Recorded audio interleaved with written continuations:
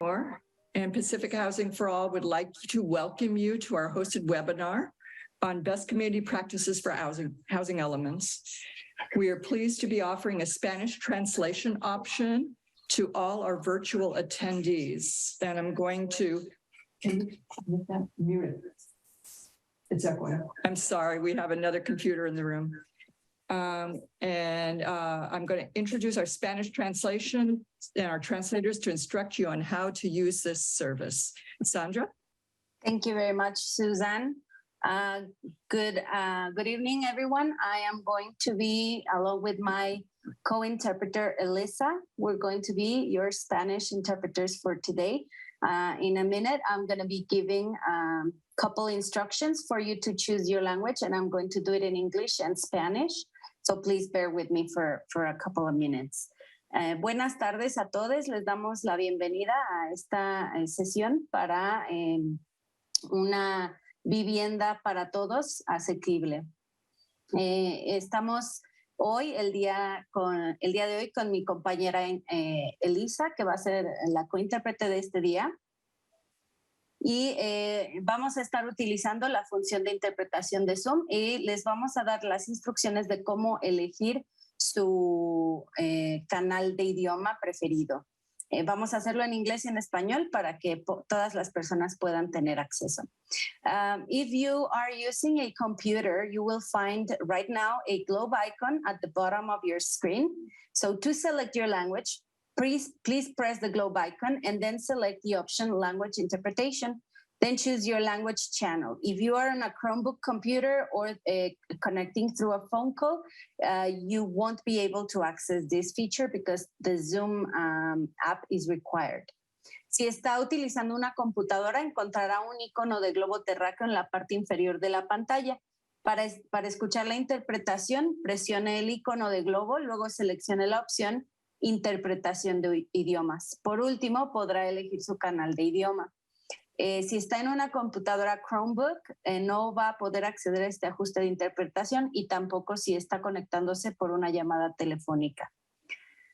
If you are on a tablet or a mobile device, you can tap lightly on your screen, then select the three dotted menu with the words more that will appear on your screen. Then you will see a menu pop up where you can select the language interpretation option. From there, you can select your language channel, in this case, English, and tap on the word done to activate the interpretation. Si está utilizando una tableta o teléfono portátil o un dispositivo móvil, presione por favor la pantalla suavemente y en la esquina de la pantalla seleccione los tres puntitos que dicen more o más. Ahí aparecerá un menú donde puede seleccionar la opción interpretación de idiomas y después puede seleccionar su canal de idioma. Por último, presione la palabra listo o done para activar la interpretación. Remember to speak at a moderate pace for interpreters to be able to transmit all your ideas. And if you have any questions, you can send us a message on the chat.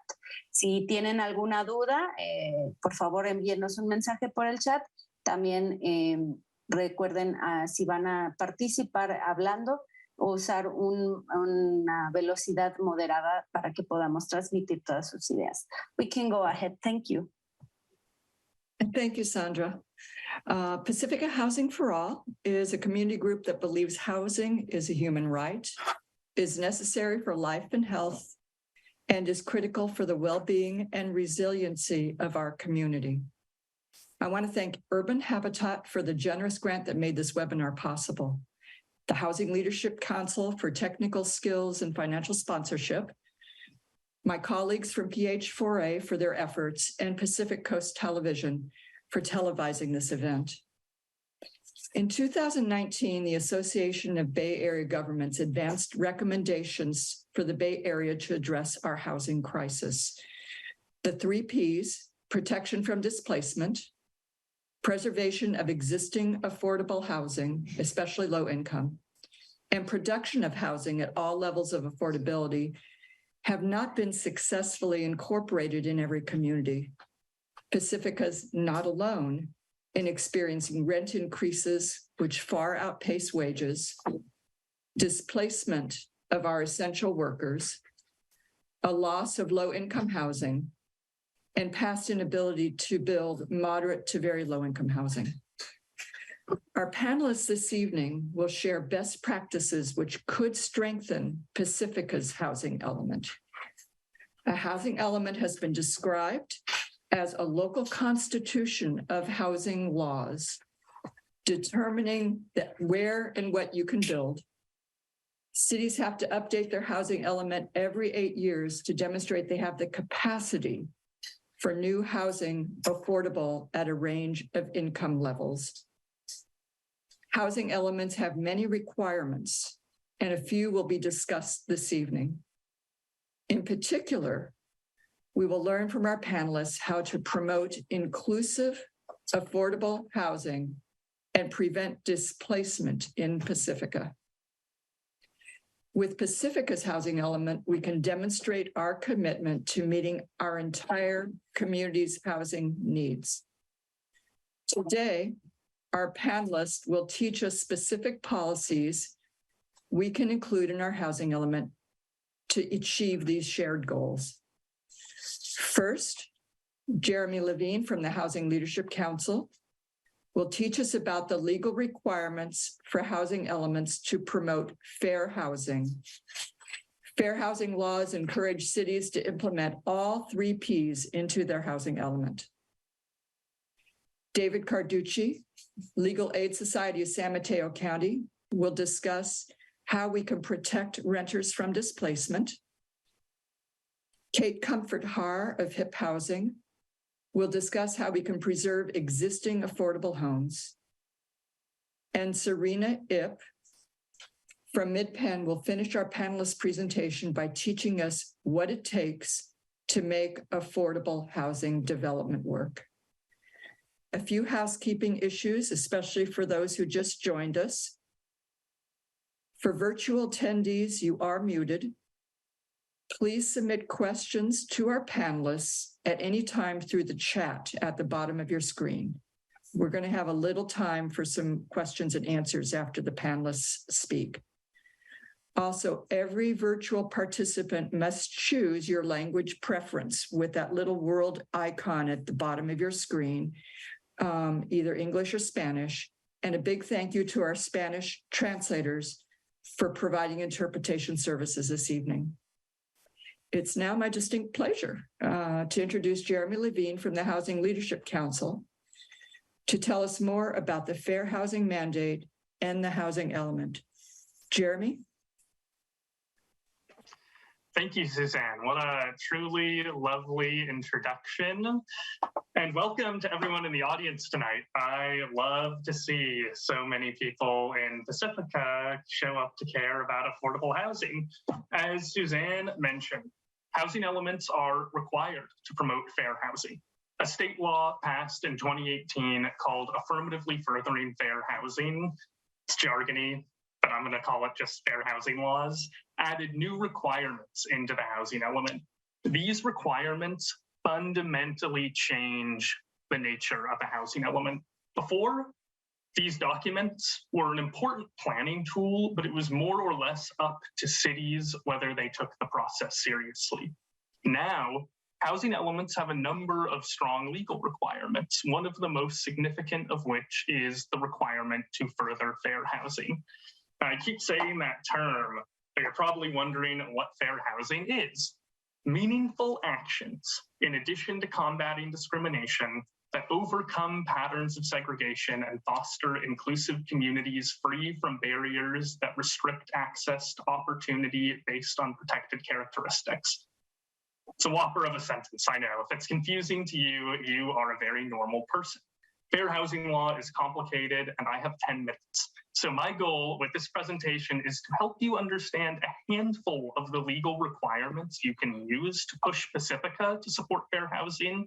And I want to set up my next 3 presenters who will talk to you about exactly the policies that you can implement in order to satisfy the law and really, reflect the community's values. There are 3 main components of fair housing and a housing element. I'm going to introduce them to you one by one. The first is an analysis of fair housing. This analysis must evaluate any patterns of segregation and barriers that restrict access to opportunity. I'm quoting the legal jargon. It's essentially saying, look at segregation, look at why segregation is occurring. It's not just about explicit discrimination. It is about legal barriers that cities have in place, most of which are unintentional. Understanding patterns of segregation involves a lot of analysis, not all of which I have time to get into. But here is one example of what it means to understand patterns of segregation. Depicted here is a map of Pacifica illustrating what HCD calls a racially concentrated area of affluence. That's a term that means the area is predominantly wealthy and white, with an abundance of good resources like high-quality schools. There are many dimensions to fair housing. This is just one of them. You're also supposed to look at racial and socioeconomic diversity, access to schools, the concentration of various special needs populations. It's all part of the evaluating process, but you don't need a fancy background in planning to do this analysis. I did not make this map, I downloaded it from the Department of Housing and Community Development, which has some really great mapping tools that anyone can use. We'll share them with you after the presentation.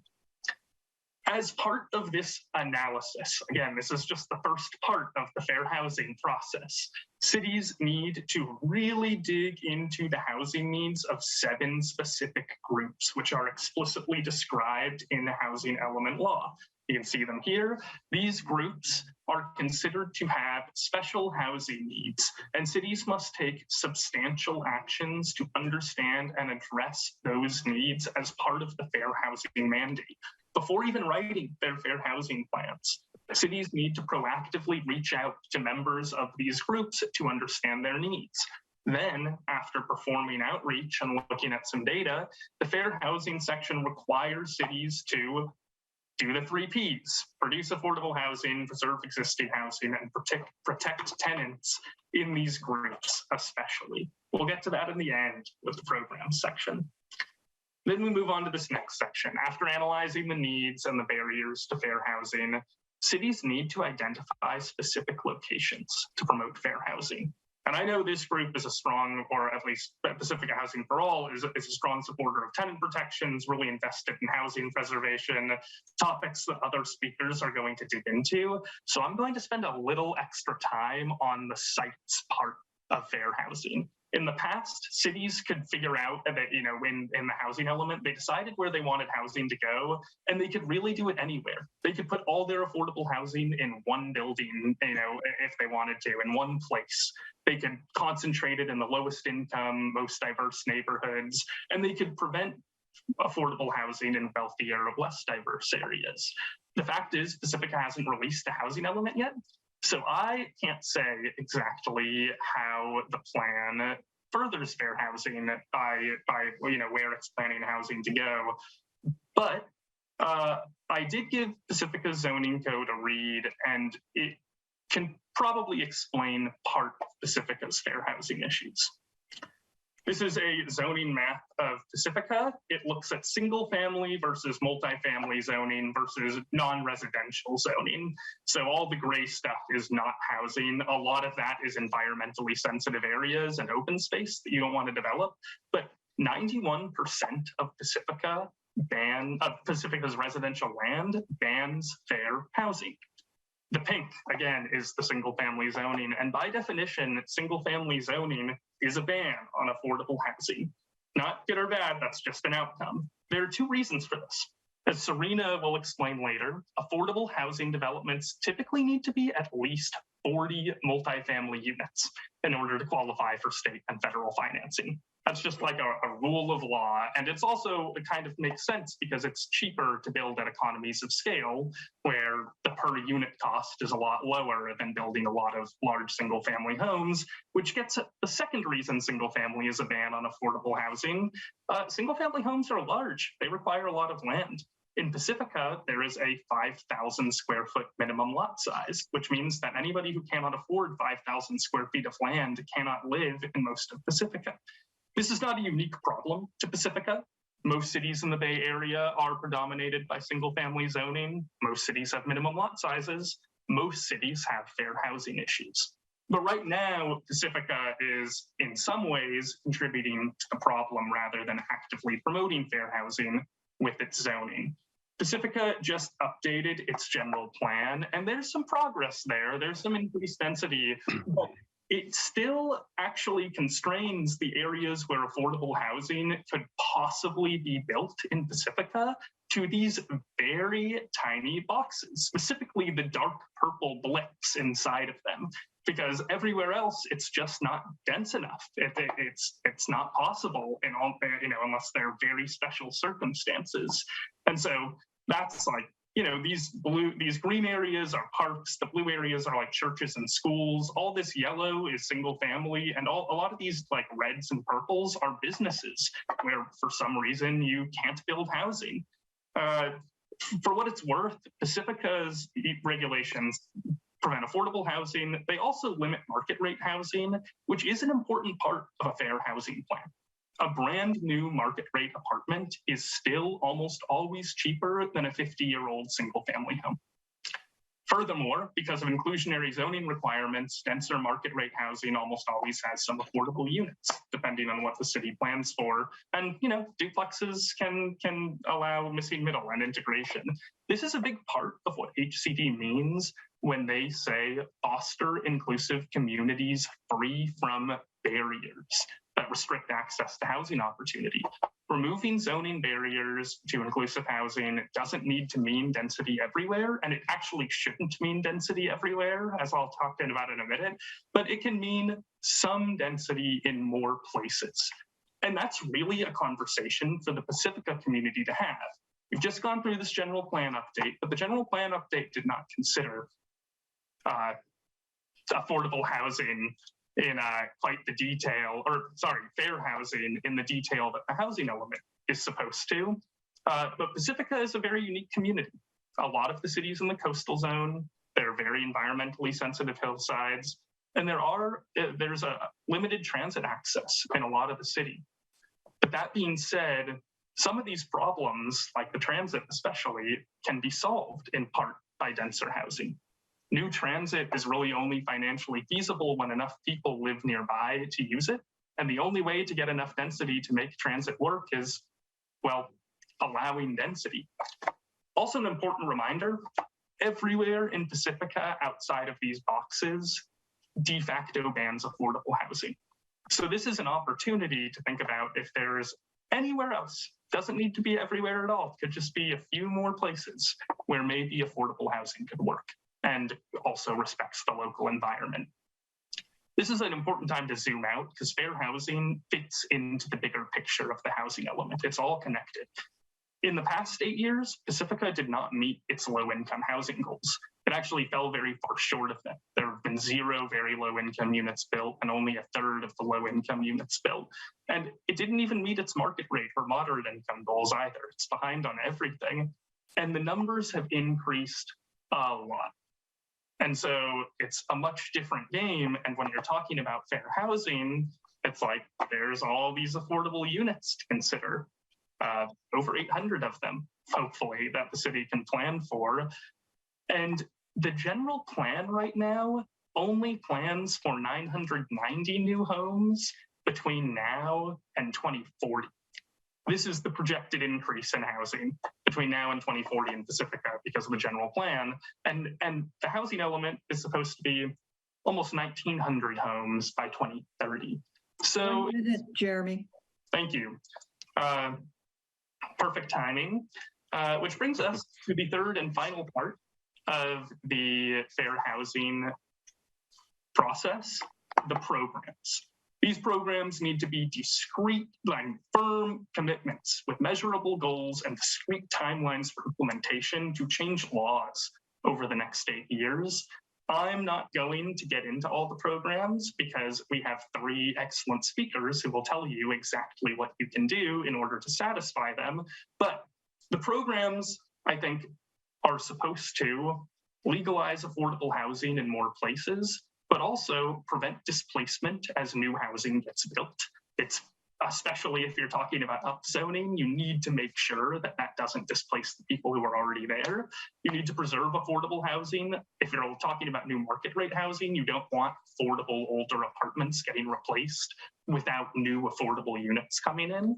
And you have to produce new affordable housing. And I keep getting at that, but I think Serena will talk about it more. So thank you all. Up next, we've got David talking about displacement. I will pass it off to him. Thank you, Jeremy. Appreciate it. Appreciate that summary of affirmatively furthering fair housing. I'm gonna try to share my screen now.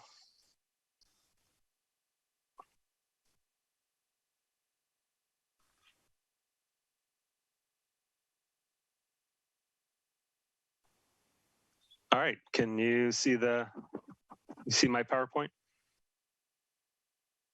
Yes, absolutely. All right, thanks, John. So hello, Pacifica. Thanks for having me join the panel tonight.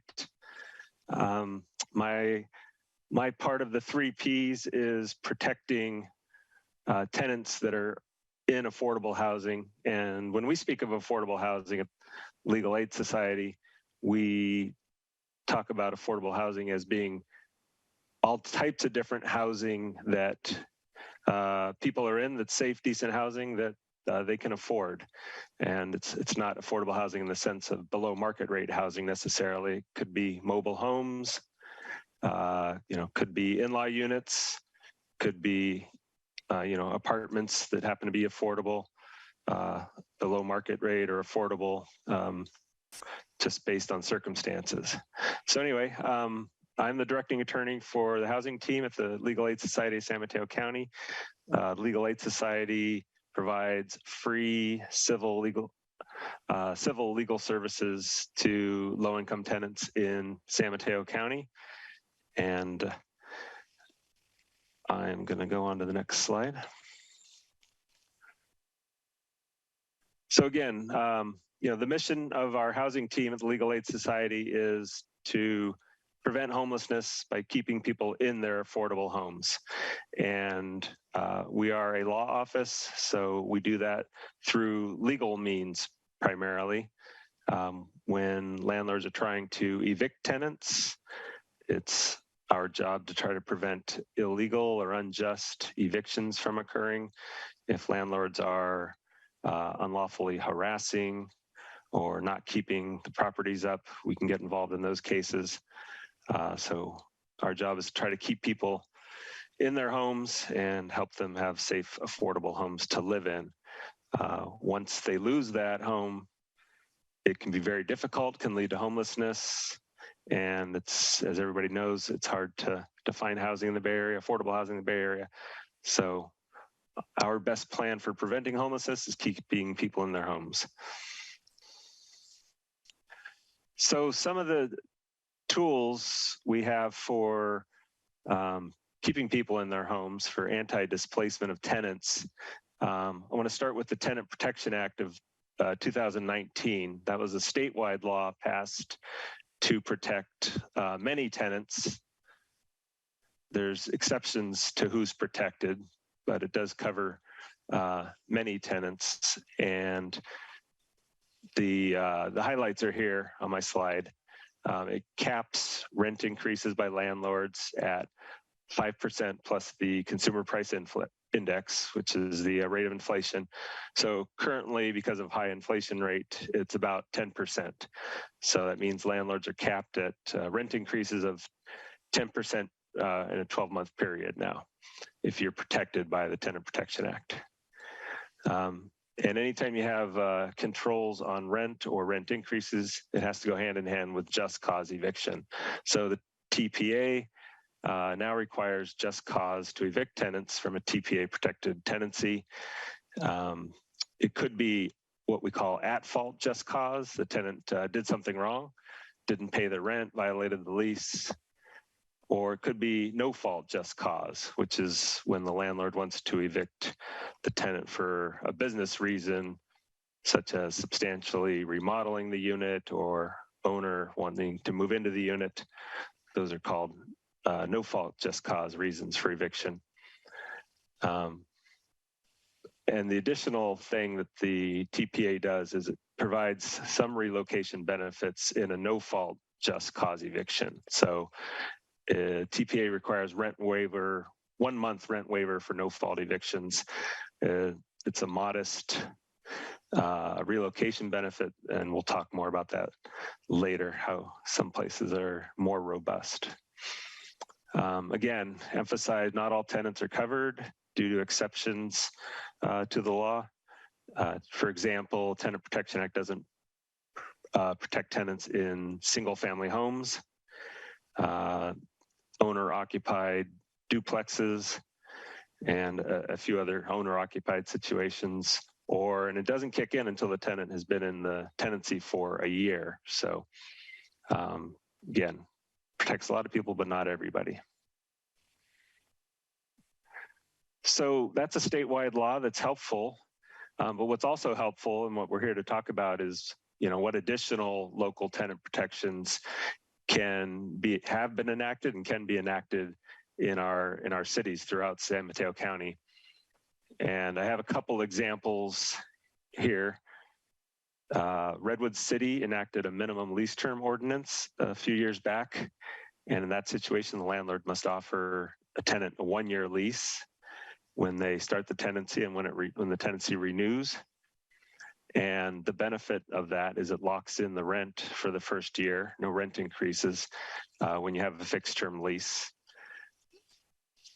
So that protects the tenants in the first year. And again, the first year, just cause is needed to evict a tenant from the beginning of the tenancy. And that, when you add that with the Tenant Protection Act, the Tenant Protection Act doesn't kick in until after the tenants have been in place a year. So when you add the minimum lease term ordinance, you now have protection for tenants from the beginning of the tenancy.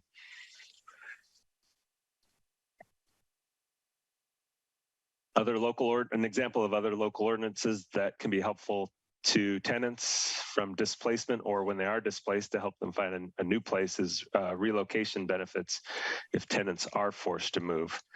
Like we mentioned, the Tenant Protection Act allows for a rent waiver of 1 month of rent to give the tenants a head start in finding new housing. But two examples is East Palo Alto has an ordinance for relocation payments from the landlord to the tenants for no-fault evictions, and it's a much more substantial payout compared to the Tenant Protection Act, kind of similar to rent control jurisdictions like San Francisco has rather large, relocation payments required. And East Palo Alto is our one jurisdiction in San Mateo County that has rent control. So we'll talk a little bit more about that in a couple of slides. But another local ordinance, the county has an ordinance that requires relocation payments for what we call red tagged units, or for when the code enforcement inspects a unit and determines that it's not habitable and the tenants have to move out. This ordinance requires the landlord to pay certain amounts, and even has provisions where the county can pay the money to the tenants and then the county can seek reimbursement. And in addition to fines and penalties for the landlord that lets their place become so bad that the tenants can't live there anymore. So that's a couple examples of local tenant protections that places can enact, and it would be great if more cities throughout San Mateo County would enact these types of protections. And there are others. Like I said, these are just a couple examples. But I like to say that what we're just talking about kind of nibbles around the edges. The real problem in San Mateo County, throughout the Bay Area, and lots of places across the nation for that matter, is high rents. As the slide said, the tenant protection laws are helpful, but the real problem is rents are too high for many low and moderate income tenants. And if you want to, right now we are seeing a lot of evictions. The COVID era protections for tenants have expired, and 9 out of 10 evictions we're seeing right now are for non-payment of rent. The rents are just too high for low income and moderate income families to keep up, for many of them to keep up. And David, that's, yes. 1 minute. Sorry. Thank you very much. So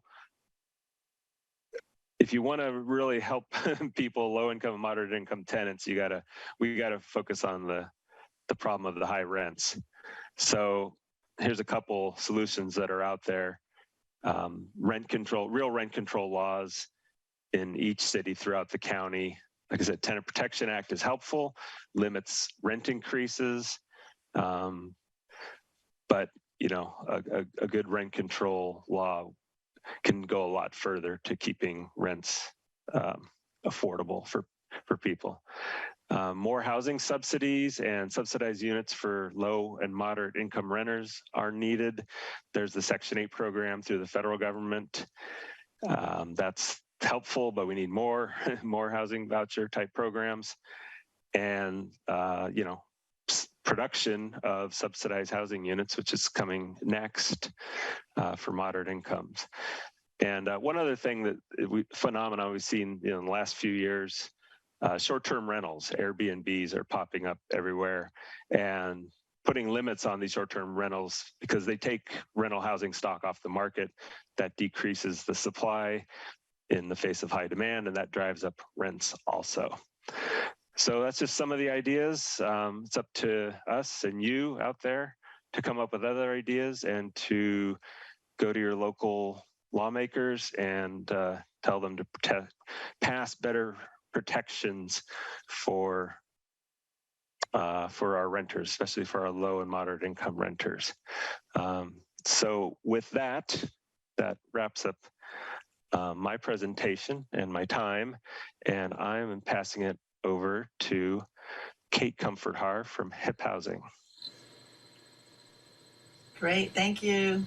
David, I was so glad you mentioned the sort of question about short-term rentals. I think that's a really important part to have in a housing element. So I'm going to start my presentation. I am Kate Comfort-Har, Executive Director of HIP Housing, and we really specialize in creative, affordable housing. We've been doing this throughout San Mateo County since 1972. And when we say creative, affordable housing opportunities, we're often talking about using existing housing stock more efficiently. We house about 1,400 people every year, and most people know us from our home sharing program, which matches people who have space in their home with someone who needs an affordable place to live. I'd like to share that our home sharing program is actually listed in all 21 housing elements as an opportunity to provide fair housing choice. We also have a program for families called our self-sufficiency program, but what a lot of folks don't know about us is that we do property development and property management. And when I say property development, for us, that means preservation of existing affordable existing housing stock in the form of multifamily properties. Just to give you kind of a dumbed-down overview of why we have to be so intentional about how we go about creating affordable housing. San Mateo County is a uniquely constrained environment. We've got San Francisco County to the north and Santa Clara to the south. We've got water on both sides, bay and ocean. Most of the development happens along the bay side, and the reason that's the case is because 70% of San Mateo County is actually federally or state protected land. So what you see is a very narrow band of buildable space, mostly along the Bay corridor, but Pacifica is a little bit different because it is on the ocean side. But what we continue to do is bring in these really high-paying, high-skilled jobs.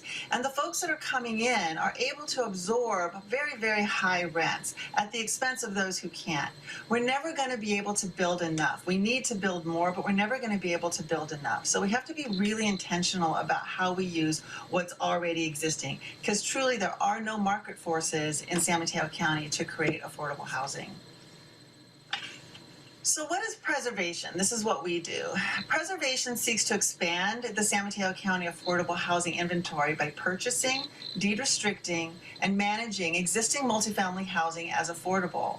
This approach to creating affordable housing is pretty fast. It's usually pretty efficient, and we get very little resistance from communities.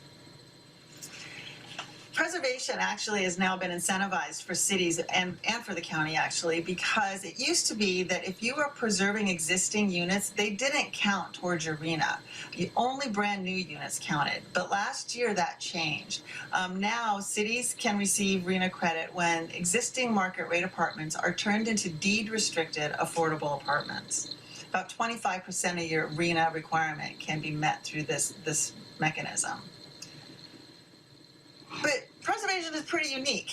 And the reason it's unique is because they come up really quickly and unexpectedly. It's basically apartment buildings that come onto the market, usually 6 to 16 units. And as a nonprofit housing developer, we are competing with everybody else who might want to buy that building. As a result, they're bound to really tight escrow limitations. We have, 30, 60, maybe 90 days if you get lucky. As a result of that, they have to have really simplified financing stacks, right? It's typically going to be city funding and one private lender, and that's what we go with. And they often involve a kind of unique cross-sector collaboration, which I think is always a really good policy whenever you can do that, where you have the private, the public, and the nonprofit sector kind of working together to bring these deals home. But they also require adaptability because you have to manage the process and the glitches that come up. And with any affordable housing project, there's going to be glitches, so you got to be adaptable. The most difficult part about preservation is, of course, funding, the financing side. But the second most difficult piece is really about putting together the deal. Like I said, it requires flexibility and agility. Cities need some leeway to be able to do what they need to do should a pretty creative opportunity become available. And that's where your housing element really makes a difference, because it can codify how some of that happens. So let's talk about the financing ingredients. I already kind of talked a little bit about that, but typically it's going to be a municipality. The money that you're going to get from that is going to be impact fee, or from the municipality, impact fee, maybe some CDBG or home funds. That's what they typically will have available if the city has CDBG and home funds. We need kind of special loan products. We need long amortization schedules. We need low interest rates. If possible, a residual receipt where we just pay a portion of what we make on a property back to the lending agency. Sometimes they're even forgivable. Menlo Park's known for doing forgivable loans. We have to have a private lender who's going to be in the first position. Should anything happen, they're going to get paid first, with the city typically second. And again, these cross-sector partnerships between private sellers and owners, and then public agencies and a nonprofit entity. Creating the deal, the number two thing that's really hard about these.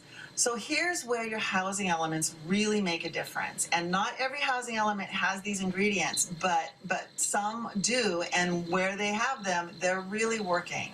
So the first is, residential and commercial developments need to have a requirement for the provision of affordable housing to come with the new housing or with the new commercial developments that they're building.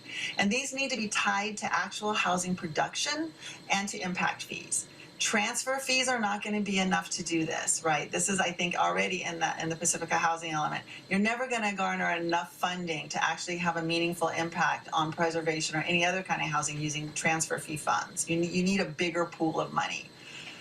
There needs to be a carve-out within the housing element for how the affordable housing requirements and fees are calculated, and they need to be tied to the RENA requirements for that municipality. So, for example, if you're building 1 million square feet, how many units of housing should that developer be required to provide? And if they can't provide the actual units, how do they calculate the fee that is the equivalent for those units so they can pay that to the city? You need an outline so that everybody's clear on how that happens. The housing developer, or not any developer really, needs to be able to provide a housing plan. So as part of their entitlement process, as they're trying to get through and get their projects approved, part of approving their project actually is, what is their plan? Are they going to create units? Are they going to pay an impact fee? If they're going to create units, how are they going to do that? So that would be kind of the third piece in that housing element. And then the fourth is a provision that an alternative housing plan could be submitted for council approval, and this allows a council some discretion if something super creative comes along. This is the piece that really very few cities have, and have really kind of hand tie you in doing things that are outside the box thinking. If you have an alternative housing plan where the city can look at it and approve it, that is a really best practice. Let me give you an example. Let's say per the housing element and or general plan, a developer has a requirement to create 5 units as part of their entitlements to get their other project approved, or they have to pay the fee equivalent for 5 units. But let's say, however, the fee equivalent actually turns out to be enough to purchase and preserve 10 units of existing housing at an even deeper affordability level. So the city has the opportunity to, instead of having 5 units created, to create 10, maybe 5 units at maybe 80% AMI. They might be able to get 10 units using the fee in a more creative way at 60% AMI. So more units, deeper affordability. The city should have the option to allow that developer to create this alternative affordable housing plan that allows the developer to divert their impact fee from the city to the acquisition of an existing property. And let me give you an example of where that actually worked. Redwood City. Premier Capital was building a large commercial space. They had a fairly significant impact fee. The owner of the company didn't really want to give the money to the city. City didn't really want it either because they didn't know what they could do with it quickly. So the city put us in contact with the developer, and the 3 entities, the public, the private, the nonprofit, all sat down around a table and said, how could this work? And we said, you know what? With this impact fee, we can pick up 10 units in Redwood City. We could deed restrict them as affordable. And now we've got 10 units instead of the 4 units that would originally required.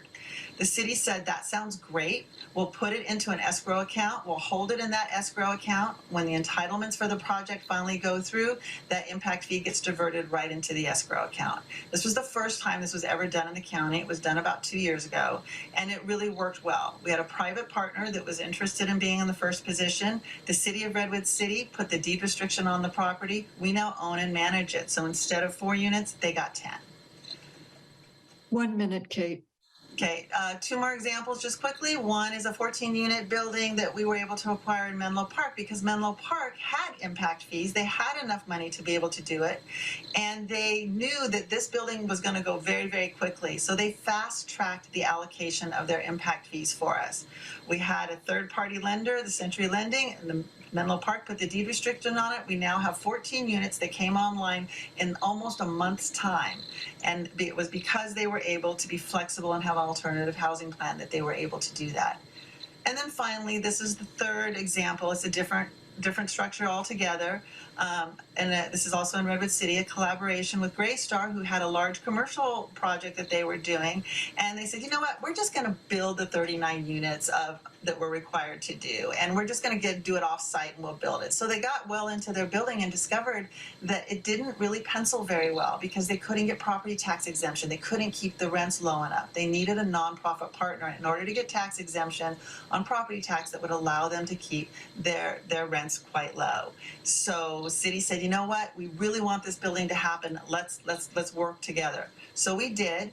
The impact fee was put into the production. They're now under construction. There's going to be 39 brand new units that wouldn't have happened if we couldn't get flexible and if the housing element hadn't allowed for that alternative housing plan to make the adjustment. So those are the 4 key things that we really need to be thinking about with preservation. You need the requirement for production and impact fees on any kind of development. You need to tie those to your RENA requirements. You need to outline how that looks and how those calculations for either the housing or the impact fee, if you're going to do one or the other, are done. And then to have an out, to let cities say, you know what, we have a better way of doing this that we didn't think about. And that allows the creative private sector and nonprofit sector to come in and say, maybe we can do something a little differently. So that's my presentation. I am now very excited to pass it off to Serena Ip. So I'm going to stop sharing. Serena, it's all yours. Thanks, Kate. Hi, everybody. Thanks so much for having me tonight. Thanks, Pacifica Housing for All, for putting this great panel together. First, I just want to apologize for the lighting in this room. There's only one place I can go to hide from my kids at this time of the day, so it's my only option. And I'm really excited to be here with you because I actually grew up in Pacifica. I still live very close by. My kids go to preschool and they do soccer and spindrift there. So I know what a special community it is. I'm speaking to you tonight as a project manager with Mid-Penn Housing, and I need to share my screen, I just realized. And I've been with Mid-Penn for about 7 years now. I've personally worked on the new construction of over 600 affordable homes. And in my presentation tonight, I'm gonna give an overview of Mid-Penn Housing by sharing who we are and what we do throughout our organization. I hope to impress upon the kind of communities we produce. A lot of people still don't know what low income or affordable housing looks like when it's deed restricted and managed and developed by a nonprofit. We'll also look at an example of one of our developments in San Mateo County, and then I'll also talk about why Mid-Penn is excited about the housing element conversations that are happening around in all of our jurisdictions and the opportunities we see there. So Mid-Penn Housing is a nonprofit affordable housing developer, service provider, owner, and manager. And first, I want to make sure I impress upon what being a nonprofit means, because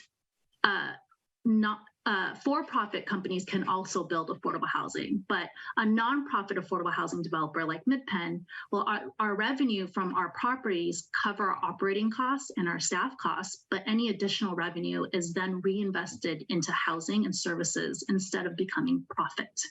So it really furthers our mission, and our staff is very mission-driven. And to achieve it, we have essentially 3 companies in one: our real estate development team, our property management team, and our resident services team. So I'm not going to go through each bullet point on my next few slides. I just want to give a quick overview of each of those three companies in one. Our real estate team really runs deep. We have about 50 professionals on the team, and we've done almost 10,000 homes in the past 52 years that Mid-Penn has been around.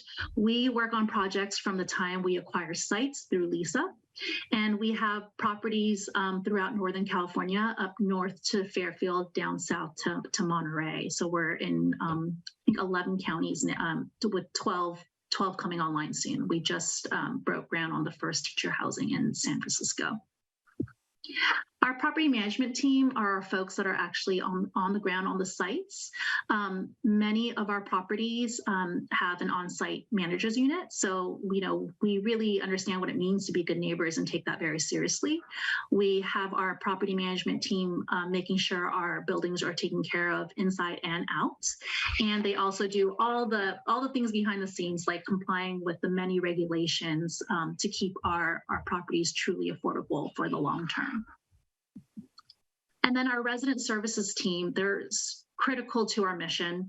They're the ones who are, customer serving for our residents. They develop programs specifically tailored to the populations in our different communities. So, for example, there's intentional support for family properties. Maybe that looks like career enhancement for our working adults or after-school programs for our school-aged children.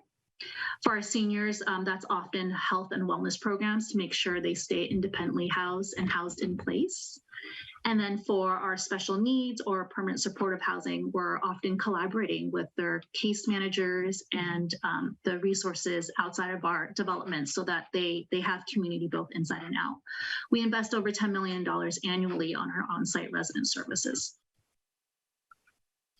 Mid-Penn is based in San Mateo County. It's our backyard. We have nearly 17,000 homes here across 33 properties, including 4 on the coast side. And the people we serve include families, seniors, individuals with special needs, formerly homeless households, farm workers, and extremely low and low income earners. An example of one of our properties in San Mateo County is Half Moon Village. This is a senior community located on Main Street in Half Moon Bay.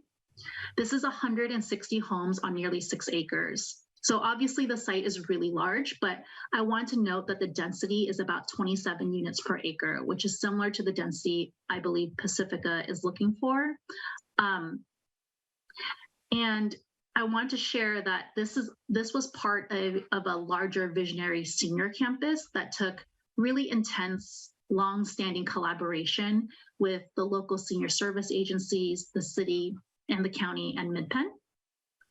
We collaborated heavily with our neighbors as well. And, I think the design really shows the intentional connectivity, circulation, and integration. There was also a creek on one side, and we want to make sure we sited the development to protect that space. And I think the major takeaway here is that similar to many places, and Kate just showed, that great graphic about San Mateo County and how we have limited land available for development. The city of Half Moon Bay doesn't have many sites like this. So what it takes to produce high quality affordable housing really starts with identifying the right opportunity site. They are really far and few in between.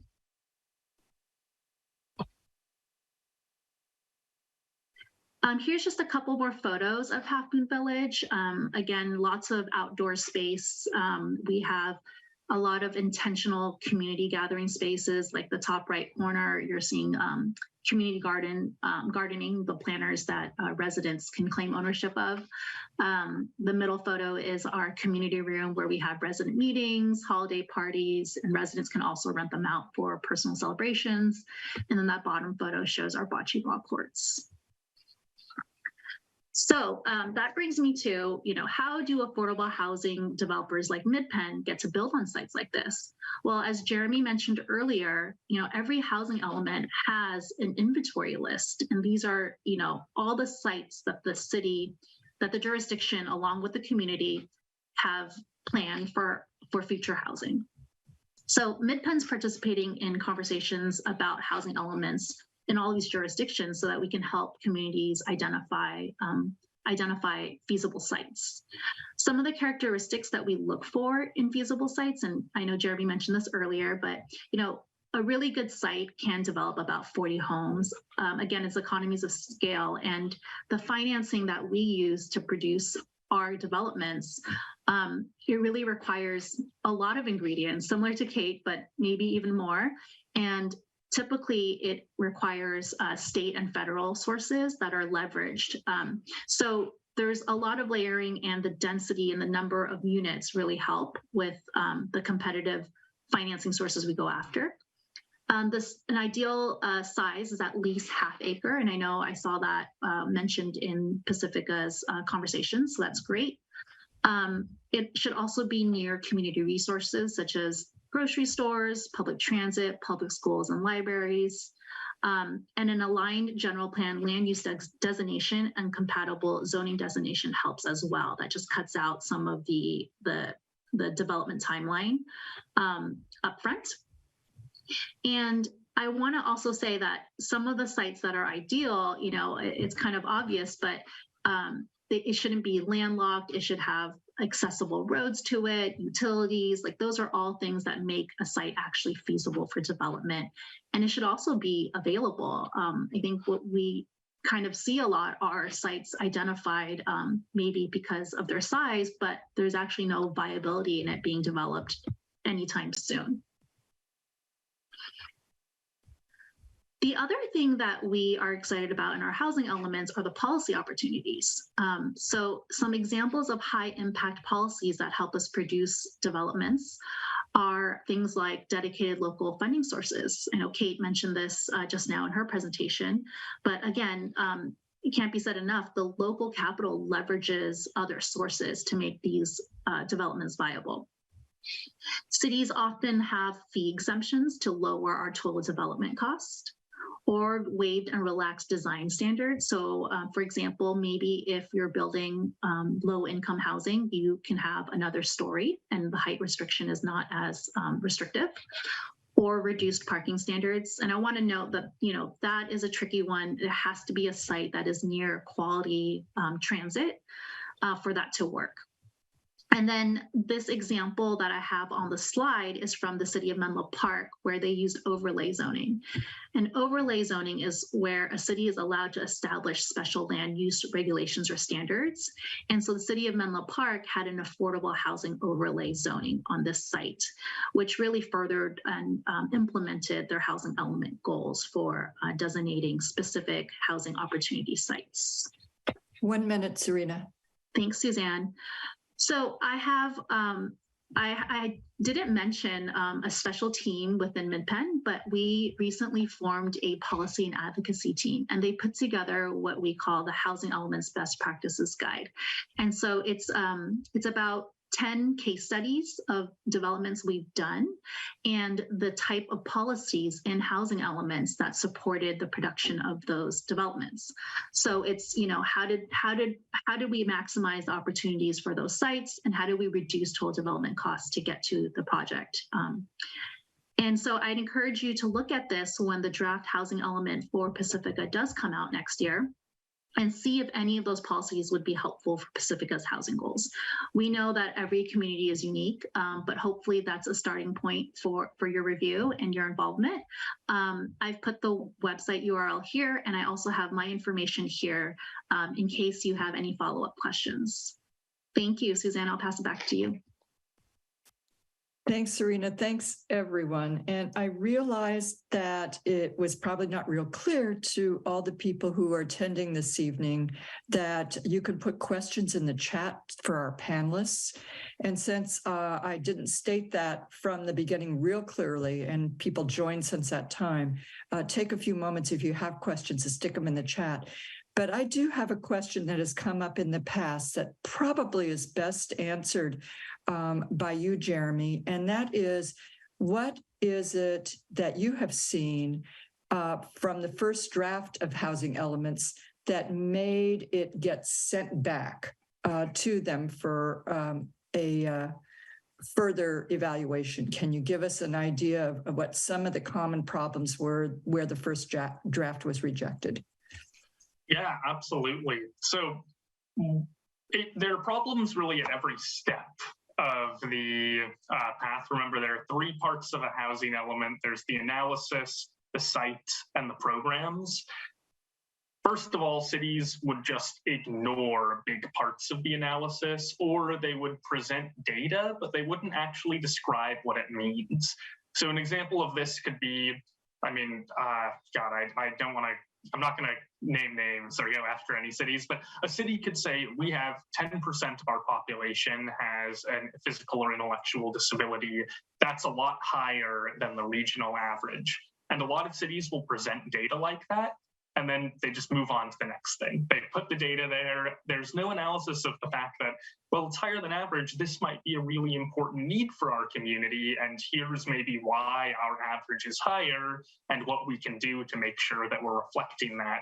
So the analysis just ignores the legally mandated groups that are supposed to be considered, or it describes them inadequately. Then there's the sites. Oftentimes, cities are planning for affordable housing all in one area. Some cities in San Mateo County have very distinct histories of racist housing policies like redlining and housing covenants. And those neighborhoods are often more diverse and lower income. The historically segregated neighborhoods, they're still lower income and more diverse today. And some cities are planning to put all of their affordable housing into those lower income areas, basically preventing lower income people from living in the areas that have better schools, better services, better infrastructure. So yeah, the sites are often bad or just unrealistic. Like they're saying that affordable housing will get built in places where it could never be built. A lot of cities doing that. And then there's the policies and programs where cities are they're saying that they want to achieve fair housing goals, but they're not actually saying we are going to implement this policy by this date, and this is the outcome that we're hoping for. And if we don't achieve our outcome, here's our backup plan also of what else we're going to do. And they're supposed to do all of those things. And it's, again, like really important to make clear commitments. You can't use language like discuss or consider or like evaluate. Like you need to say, we are going to change these laws by this time to achieve this goal. That's a very common mistake. And the housing element, I think it's a mistake that kind of makes sense because in the past it was like, you know, cities made their housing elements and it was up to them whether to take it seriously or not. And now the State Department of Housing and Community Development defines them more like a contract between the state and the cities. And you're agreeing to change your laws over the next 8 years as part of that contract. Thanks for that, Jeremy. I really appreciate that. David, a question has come in about what cities have actually done something to limit short-term rentals. Do you have any specific information on that one? Unfortunately, I do not. I know, across the state, some cities are considering, bans or restrictions on when, who and what can rent their properties as short-term rentals, Airbnb. But I'm actually not aware of the specific, if any cities in this county have passed any bans. Does anybody else know?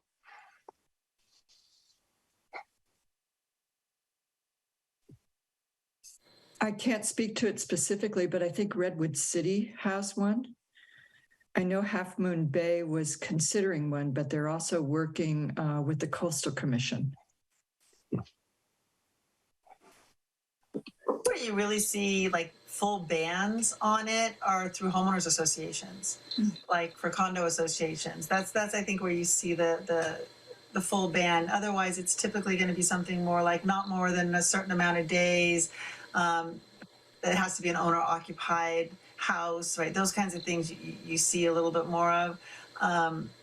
Some of the things that we're very concerned about, though, is when you're looking at language that limits short-term rentals, it has to be very, very clear, because what you don't want to do is limit somebody's ability to rent a room in their homes, right? We have about 60,000 rooms, we think, throughout the county that are underutilized. And if we lose access to being able to rent rooms, the home sharing program really specializes in helping to match people who are often in the very, very lowest income and some of the disabled categories and some of the other protected categories to find housing that they can afford. And so you got to be very careful when writing these policies around what's limited to not tie the hands of somebody trying to rent a room that would be a long-term rental or a permanent housing source for someone. Thanks, Kate. More questions are coming in, and I just want everyone to know that what questions we don't answer tonight, I'm going to see if I can get answers from folks and share that back with people through Pacifica Voice. A question has come in that says, are there penalties or consequences for not meeting housing element goals in contract? And I'm not sure if that would best, again, be a question for you, Jeremy, or if somebody else can answer that.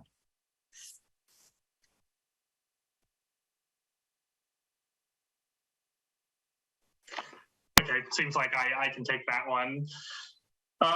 So, I mean, there are different penalties depending on what part when you're talking about not meeting the housing element goals or contract. I'll say it's like, there's this RHNA number, the amount of housing units you're supposed to produce.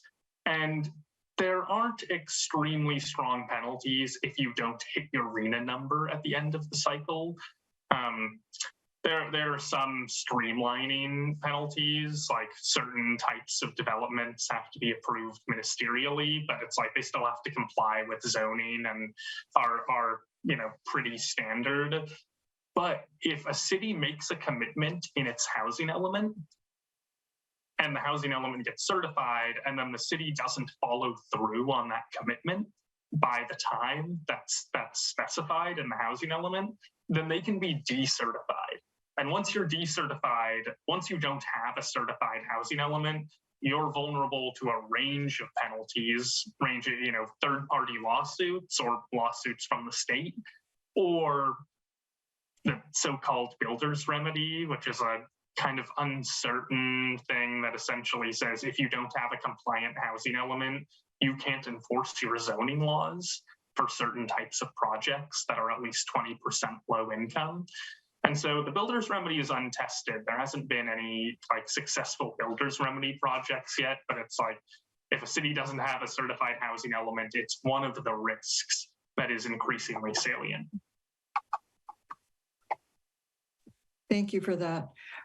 It looks like we are at the time period that we wanted to have for this evening's presentation. So John, if you could save our chat, that would be super, so I don't lose those important questions. We again just want to thank our panelists, Pacific Coast Television and Pacific Housing for All, for this evening's event. We hope that it will provide some ideas that we all feel we can share that are important to incorporate in Pacifica's housing element. And we do encourage participation. The city is seeking your input now, and your opinion is important. And here's how you can take part. John, I don't know if you can stick up our last little PowerPoint.